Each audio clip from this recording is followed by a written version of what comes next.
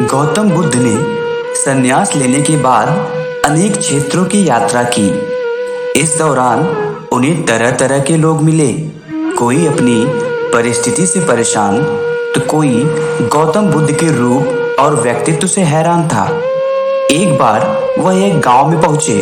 वहां एक स्त्री उनके पास आई और उनसे बोली, आप तो बिल्कुल किसी राजकुमार की तरह लगते हैं। क्या मैं जान सकती हूँ कि इस युवा अवस्था में आपके गेरुआ वस्त्र धारण करने का क्या कारण है? बुद्ध ने उस स्त्री को विनम्रतापूर्वक उत्तर दिया, मैंने 3 प्रश्नों का हल ढूंढने के लिए संन्यास लिया है। यह शरीर जो युवा व आकर्षक है, जल्दी ही वृद्ध होगा, फिर बीमार होगा और अंत में मृत्यु अवस्था में चला जाएगा। मुझे वृद्धावस्था, बीमारी एवं मृत्यु के कारण का ज्ञान प्राप्त करना है। उनकी बातों से प्रभावित होकर उस स्त्री ने उन्हें भोजन के लिए अपने घर आमंत्रित किया, मगर उस स्त्री को गांव वाले पसंद नहीं करते थे।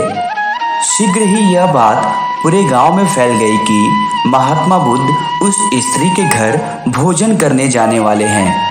गांव के लोग उनके पास आए और आग्रह किया कि वह उस स्त्री के घर भोजन करने ना जाएं। कारण पूछने पर उन्होंने बताया कि वह स्त्री चरित्रहीन है। बुद्ध ने गांव के मुखिया से पूछा, क्या आप भी मानते हैं कि वह स्त्री चरित्रहीन है?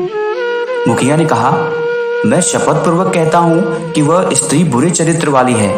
कृपया आप उसके घर न जाएं। बुद्ध ने मुखिया का एक हाथ पकड़ लिया और फिर बुद्ध ने कहा कि आप ताली बजाइए। मुखिया ने कहा, मैं एक हाथ से ताली नहीं बजा सकता, मेरा दूसरा हाथ आपने पकड़ रखा है। ऐसे में मैं एक हाथ से ताली कैसे बजाऊं? बुद्ध बोले, जैसे एक हाथ से आप ताली नहीं बजा सकते, वैसे ही वह स्त्री केवल अकेले ही चरित्रहीन नहीं हो सकती जब तक इस गांव के पुरुष भी चरित्रहीन ना हो। अगर गांव के सभी पुरुष अच्छे होते तो वह स्त्री कदापि ऐसी ना होती। उसके ऐसे चरित्र के लिए यहाँ के पुरुष भी जिम्मेदार हैं। यह सुनकर मुखिया और गांव वाले लज्जित हो गए। इस तरह गौतम बुद्ध ने स्त्री को चरित्रहीन बताने वाले गांव वालों की सोच को बदल दिया और वह वहां से आगे के लिए बढ़ चले।